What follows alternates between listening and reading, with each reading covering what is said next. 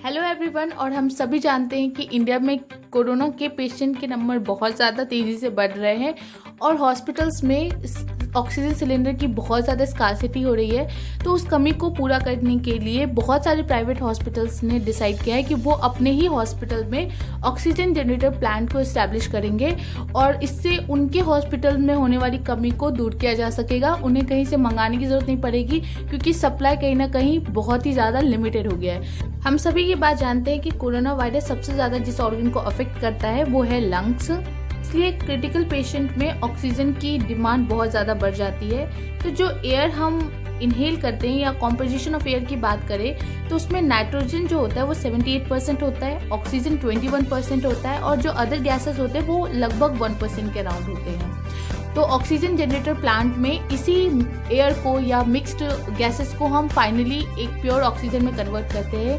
तो देखते हैं कि ये कैसे कन्वर्ट होता है, इसका पूरा कैसे मैकेनिज्म होता है, कैसे ये वर्क करता है। तो सबसे पहले हम देखेंगे कि इसका सेटअप क्या है। होता है वो होता है स्टोर रूम, और स्टोर रूम में गैसेस को स्टोर करते हैं। मेन कंट्रोल रूम से सारी एक्टिविटीज को कंट्रोल करते हैं। एयर कंप्रेसर होता है, उसके बाद ऑक्सीजन जनरेटर होता है, उसके बाद बूस्टर पंप होते हैं, उसके बाद होता है आपका सिलेंडर फिलिंग रैंप्स जहाँ पे सिलेंडर्स लगे होते हैं और उसमें उनको फिल किया जाता है। उसके बाद एक साइड फिल्ड सिलेंडर्स होते हैं और एक साइड एम्प्टी सिलेंडर्स होते हैं।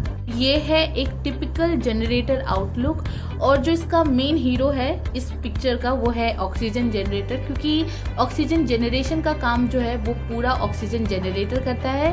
अब हम डिटेल में एक एक पार्ट का फंक्शन जानते हैं। तो पहले यूनिट की बात करते हैं हम। पहला यूनिट है हमारा कंप्रेसर, जो कि कंप्रेस करेगा एटमॉस्फेरिक एयर को up to working pressure. Filter pack के सेकेंड यूनिट है और वो ट्रैप करता है सस्पेंडेड डस्ट पार्टिकल को। जो थर्ड पार्ट है वो है कोल टार, जो कि एब्जॉर्ब करेगा ऑयल पार्टिकल्स को, जो कि ट्रेस छोटे छोटे होते हैं, और जो फ्रैक्शनल इम्प्योरिटीज है उसको भी एब्जॉर्ब करेगा।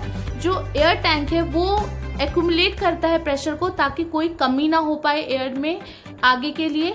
जो पीएसए जनरेटर है वो फिल्ड होता है जियोलाइट से, जिसको हम जियोलाइट्स बेड भी बोलते हैं। अब ये जियोलाइट्स बेड का काम क्या होता है, ये सेपरेट करते हैं O2 और N2 को, क्योंकि आप जानते हैं कि एयर में नाइट्रोजन बहुत ज़्यादा है, तो ये सेपरेट करेगा O2 और N2 को।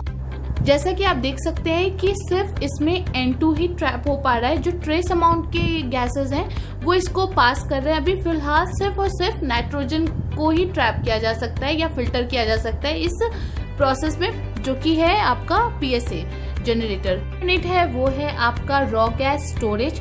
यहाँ पे स्टोर किया जाता है जितने भी अभी तक के गैस प्रोड्यूस है उनको स्टोर किया जाएगा। जो नेक्स्ट पार्ट है वो है प्राइमरी बूस्टर पंप। ये वापस से कंप्रेस करता है रॉ गैस जो ऑक्सीजन आ रही है उसको अभी, और up to desired working pressure तक इसको कंप्रेस करता है। जो नेक्स्ट है वो है ऑक्सीजन रिसीवर। ये भी एज ए एक्यूमुलेटर काम करेगा, ये स्टोर करके रखेगा ताकि फर्दर प्यूरिफिकेशन कंटिन्यू रहे।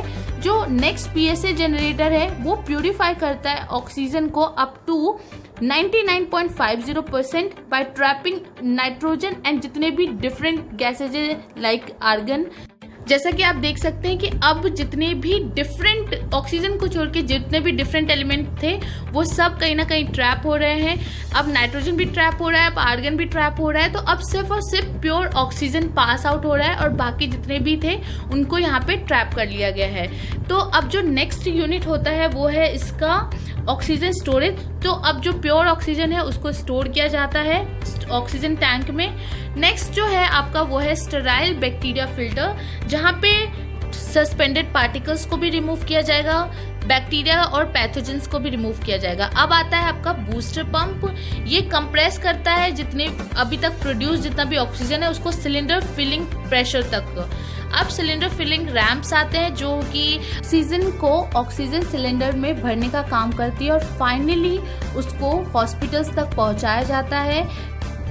फिर वहाँ से आईसीयू या फिर पेशेंट वार्ड तक उसको ले जाया जाता है और जिन भी पेशेंट को उसकी ज़रूरत होती है उनको वो सप्लाई किया जाता है।